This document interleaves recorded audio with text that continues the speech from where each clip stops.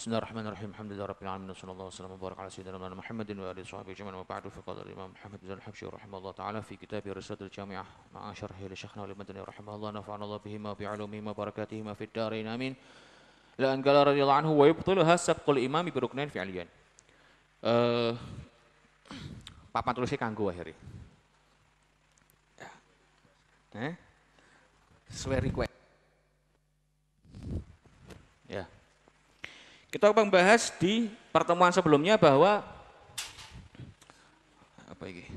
Apa kuwi? Aman ya? Ya. Hal-hal yang membatalkan sholat. Kemudian di sini di Risalah Jami'ah disebutkan dua hal pembatal sholat yang terkait dengan sholat berjamaah. Ya. Tapi sebelum masuk ke pembahasan itu kita masuk sedikit aja ke pembahasan tentang sholat jamaah. Kok spidole wis ngene.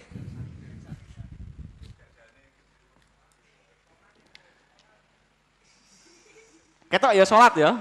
Ya wis. Tuajem matane berarti. Apa itu yang dimaksud dengan sholat berjamaah? Para ulama menyebutkan sholat berjamaah adalah mengikat atau mengikatnya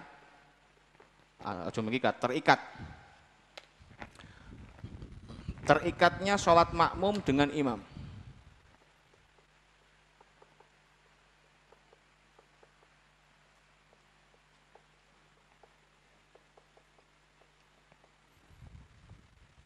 Harap maklum, dokter jadi soalnya.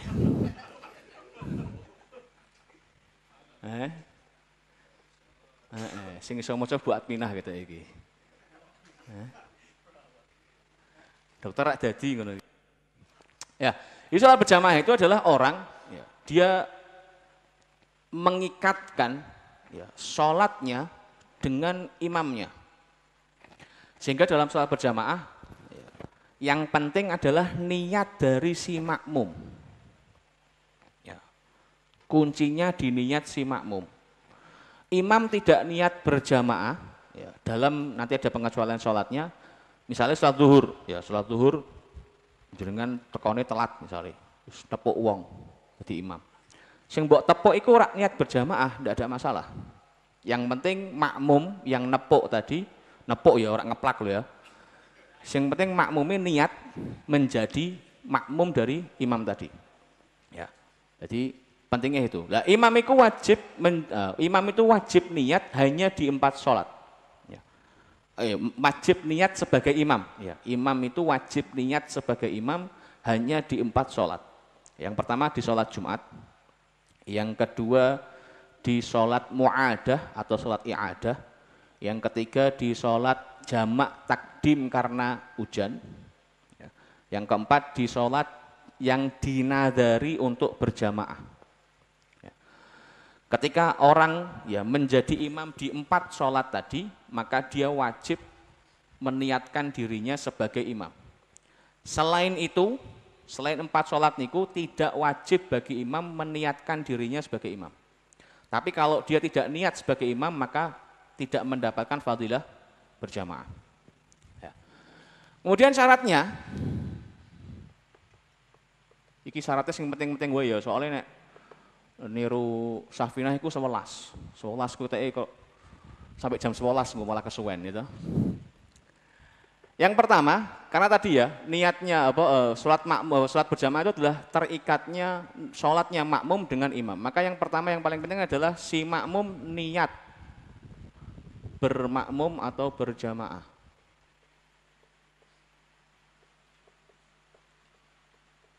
Ya.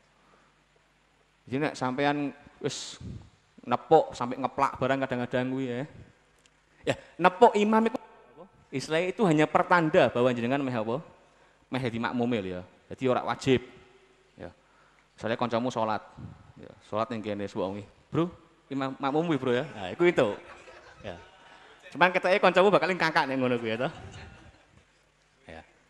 Jadi tidak penting misalnya tidak harus nepuk ya atau bagaimanapun, yang penting dia tahu bahwa di belakangnya ada imam supaya dia bisa niat sebagai imam dan dia dapat mendapatkan pahala berjamaah. Tapi yang penting makmumnya harus niat. Ya. Jadi makmum saat takbiratul ihram dia harus niat sebagai makmum. Terus nek misale ya sik tengah-tengah salat, ya ujug-ujug Mbah Hamid mlebu. Waduh, aku pengen makmum Mbah Hamid iki. Merubah niat. Awalnya niatnya dhewean. Mbah Hamid maju, aku tak niat makmum Mbah Hamid lah. Ya. Maka para ulama nyebut hukumnya makruh. Ya, hukumnya makruh dan sebagian nyebut tidak mendapatkan fadilah berjamaah. Ala kulli hal. Yang nomor 2, mengikuti gerakan imam.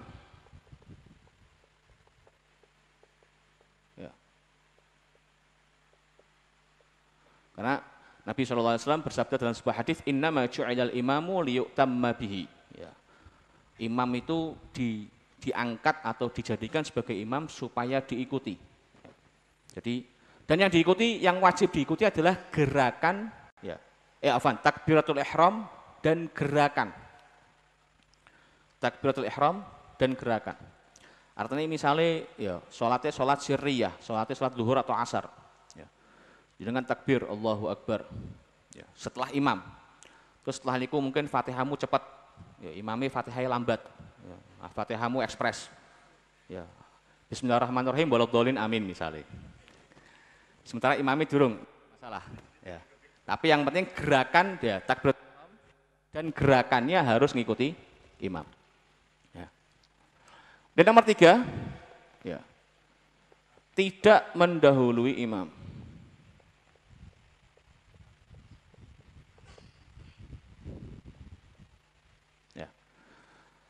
Di kitab Silsilah Jamiah disebut tabtulu ya, bisabqil imam biruknain fi'liyain. Ya. Tidak mendahului imam 2 rukun.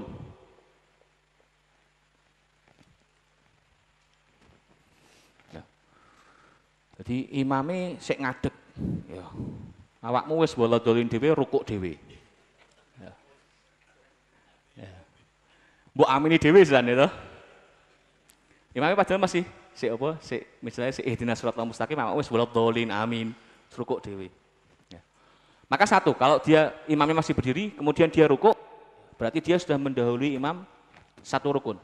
Ya. Terus imamnya masih, kemudian setelah dia rukuk, imamnya rukuk. Imamnya masih rukuk, dia tidak. Ya. Langsung sholatnya menjadi batal. Ya, langsung sholatnya menjadi batal.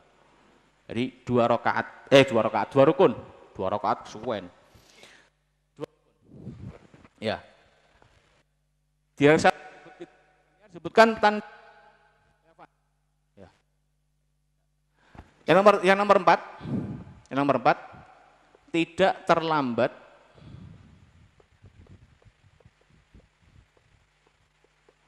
ya, dari imam lebih dari 3 rukun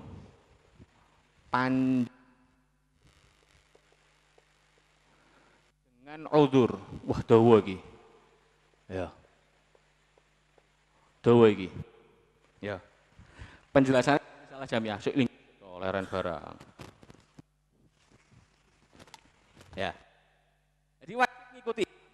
Ya, wajib mengikuti imam, tapi ketika dia mendahului imam 2 rukun, walaupun rukunnya yang 1 panjang 1 pendek, otomatis batal. Sehingga sini disebutkan wayubtiluha dan membatalkan sholat sabqul imami, mendahului imam biruknaini dengan 2 rukun fi'liyaini, yang mana 2 rukun tadi sifatnya rukun gerakan. Rukunnya rukun gerakan. Napa niku rukun gerakan? Berdiri, ya, rukuk, i'tidal, sujud 2 kali, terus juga duduk di antara 2 sujud, ya, kemudian duduk saat membaca tasyahud akhir. Ya. Itu rukun-rukun yang gerakan. Nah, kalau ada orang mendahului imam, ya, di 2 rukun yang tatabu', ya, langsung lanjutan, maka otomatis sholatnya batal. Wa kadzat takhallufu bihima. Kemudian juga yang membatalkan sholat adalah at-takhallufu, terlambat. Ya. Bihima dengan 2 rukun tadi. Bi ghairi udhrin. Ya, rukunnya rukun gerak, dia terlambat dari imamnya. Rukunnya rukun fi'li. Ya. Kok terlambatnya sampai 2 rukun tanpa udhur sama sekali, maka juga otomatis batal sholatnya. Tapi kalau dia mundur dari imam, terlambat dari imam karena ada udzur. Nomor apa? Berapa mau? Nomor 4. Dia ada udzur, ya misalnya imamnya Fatihah cepat, sementara dia Fatihah lambat misalnya. Ya. Terus setelah imam selesai Fatihah, sementara dia masih baca Fatihah. Ya. Imam rukuk, dia belum selesai Fatihah. Ya. Kemudian imam i'tidal, setelah itu imam sujud. Kemudian imam duduk di antara dua sujud, kemudian imam sujud yang kedua. Terus imam mau berdiri, kok dia masih belum selesai baca Fatihah, dia ketinggalan 3 rukun sekaligus. Ya. Dia ada udzur karena dia masih baca Fatihah. Ya. Maka solusinya ada 2. Ya. Kalau dia ketinggalan karena udzur sampai 3 rukun, kalau dia mau melanjutkan berjamaah, maka dia langsung sujud ngikuti imam. Ya. Dia langsung sujud ngikuti imam. Ya. Nanti rokaat yang tadi, ya, yang dia belum selesai baca Fatihah itu diqadha atau ditutup, dilanjutkan setelah dia selesai dari sholat berjamaahnya. Ya, jadi dia menyempurnakan. Yang satu tadi tidak dianggap sebagai satu rokaatnya dia. Tapi kalau misalnya, oh ya, 3 udzur tadi, 3 rokaat, 3 fi'il tadi, 3 rukun tadi, 3 rukun yang panjang. Ya. Apa rukun fi'il yang panjang? Berdiri, rukuk, sujud 2 kali. Itu rukun yang panjang. Sementara i'tidal dan duduk di antara 2 sujud, dan tambahan tadi ya, tasyahud, duduk tasyahud. Ya. Sementara i'tidal dan duduk di antara 2 sujud tidak disebut sebagai rukun yang panjang. Jadi, wong sik maca Fatihah, imamnya sudah ruku, ya, dia ketinggalan 1 rakaat. I'tidal, karena i'tidal bukan termasuk rukun panjang, ya, tidak ada masalah. Terus imamnya sujud, yang pertama, dia ketinggalan 2 rakaat. Terus duduk di antara 2 sujud, ya, dia masih, karena duduk dari sujud bukan rukun yang panjang. Imamnya sujud lagi yang kedua, ya, berarti dia sudah ketinggalan 3 rakaat. Kalau dia mau berjamaah, maka dia langsung sujud, mengikuti imam. Atau kalau tidak mau tetap berjamaah, maka dia mufaraqah. Ya, niat ya, menyelesaikan sholat berjamaahnya dari imam. Ya. Nek tetap maksa, wis ora iso, aku Fatihahku durung bar, ya batal. Sak salate pun batal. Ya. Sehingga nanti ada beberapa hal yang membatalkan jamaah tapi tidak membatalkan sholat. Ya, ikulah. Kemudian ada tambahan lagi. Wala tasihhu sholatu khalfa kafirin wa imra'atin wa khuntha. Dan tidak sah sholat di belakang orang kafir. Ya. Kafir mbok dadike imam. Ya. Ora sah. Ya. Terus wah aku ketoke ternyata wong kafir kuwi atau wong non muslim kuwi ternyata si acting. Delalah aku mlebu set acting, aku ora ngerti. Ya. Melu sholat. Sadar ternyata dia non muslim, maka sholatnya wajib untuk diulang. Wajib untuk diulang. Tapi kalau dia tahu bahwa orangnya imam sudah jelas kafir, tidak bisa dijadikan imam. Wa imra'atin, dan juga perempuan, ini khusus untuk laki-laki. Ya, laki-laki tidak boleh bermakmum dengan imam perempuan. Laki-laki tidak boleh bermakmum dengan imam perempuan. Berarti perempuan boleh jadi imamnya siapa? Perempuan boleh jadi imamnya mereka sendiri, imamnya para perempuan. Ya, perempuan boleh menjadi imamnya para perempuan. Wa khuntha, dan juga tidak sah sholat di belakangnya khuntha. Nah ini. Khuntha dalam konteks fikih adalah orang yang terlahir tanpa alat kelamin.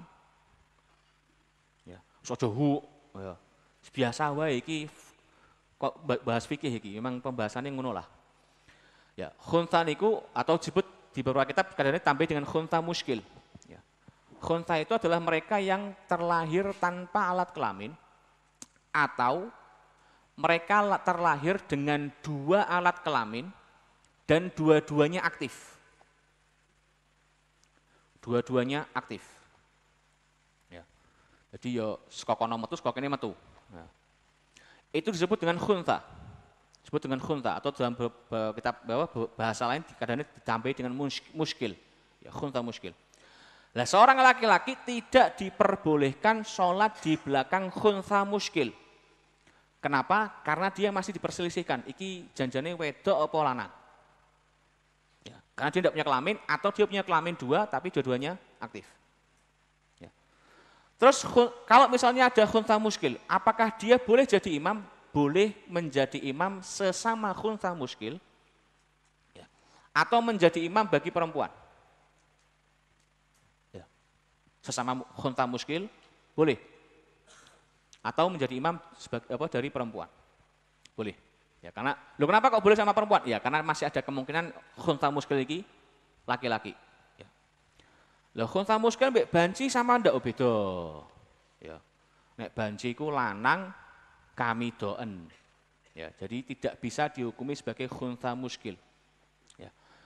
Tapi apakah mungkin ada orang terlahir dengan kelamin tertentu, kemudian setelah dewasa kelaminnya berubah, ya, dengan apa? Sendirinya tanpa operasi? Ya.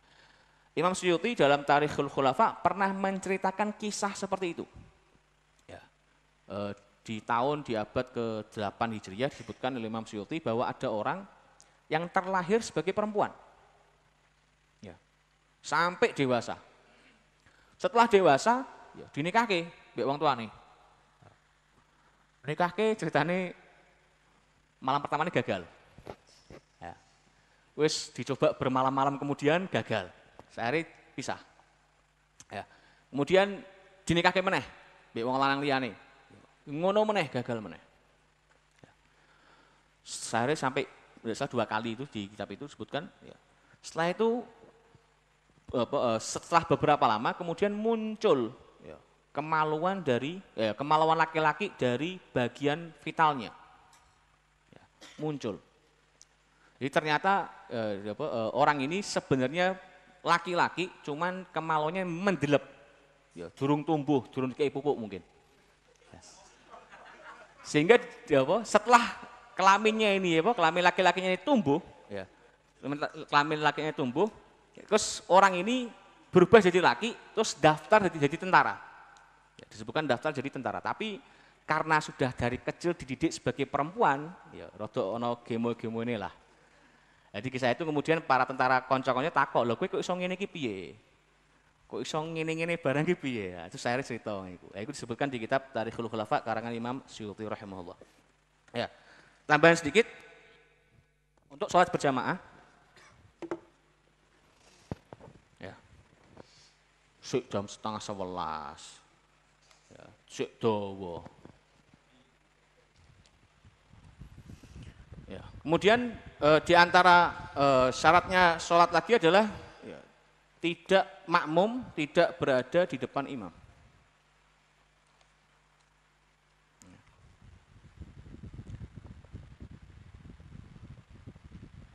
Makmum tidak berada di depan imam. Ya mosok imamnya ning mburimu, lucu tuh ya. Imam apa Google Map kayak. Ya. Terus kalau persis plek, ya, jadi imamnya sebelah persis. Ya. Sholat berjamaahnya sah tapi kehilangan fadilah berjamaah. Ya.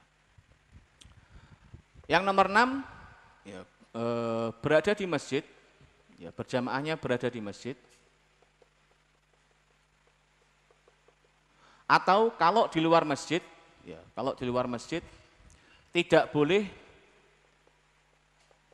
ya, tidak boleh berjarak, ya, Afan. Tidak boleh berjarak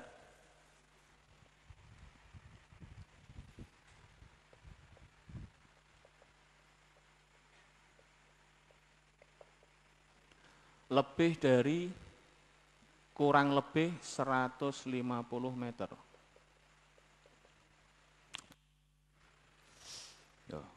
Kowe ning kene imammu 150 meter ning ngarepan kono, ya. Kowe imam apa jotaan mbek imam, apa makmuman apa jotaan mbek imammu kuwi, ya. Ya. Dan nanti ada beberapa syarat lain nanti disebutkan di kitab-kitab fikih yang lebih besar ya, di Safinah, kemudian nanti di Mukhtasar Shaghir, Mukhtasar Latif, di Muqaddimah Hadramiyah ya, mau lebih komplit, paling komplit saat ini ya Taqriratus Sadidah. Ya. Ini sekilas saja ya, enggak perlu, bukan semuanya, tapi ini sebagai penanda bahwa sholat berjamaah itu yang penting ya, niate makmum. Ya, yang penting niatnya si makmum. Sementara si imam tidak wajib atau tidak diwajibkan niat kecuali di 4 sholat yang tadi saya sebutkan tadi. Adapun kalau imamnya tidak niat, maka imamnya kehilangan fadilah berjamaah. Ya. Jadi makanya kemudian disunahkan kalau kita mau dianjurkan kalau kita mau makmum sama orang, uangnya dikabari. Entah dengan jawil, ojo ngeplak, imam mbok keplak iki piye. Ala kulli hal, insyaallah kita lanjut lagi ke pertemuan selanjutnya, bahas tentang sholat Jumat ya. Wallahu a'lam bishawab.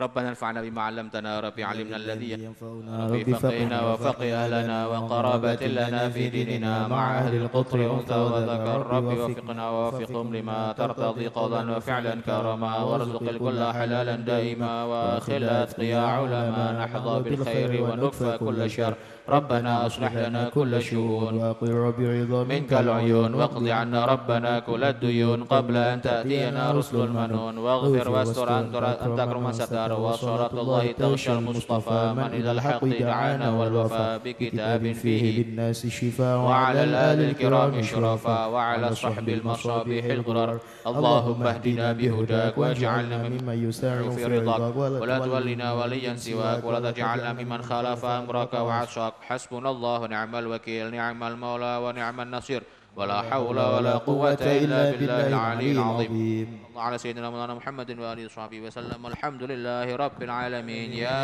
ربنا اعترفنا بأننا اقترفنا وأننا أسرفنا على لظى أشرفنا فتب علينا توبة تغسل لكل حوبة واستر لنا العورات وآمن الروعات واغفر لوالدينا ربي ومولودينا والآل والإخوان وسائر الخلان وعن كل ذي محبة أو جيرة أو صحبة والمسلمين أجمع آمين ربي أسمع فضلا وجودا منا لا باكتساب منا بالمصطفى الرسول نهضى بكل سول صلى وسلم ربي عليه عد الحب وآله وصحبه عداد قص صحبه والحمد لله في البدء والتناهي.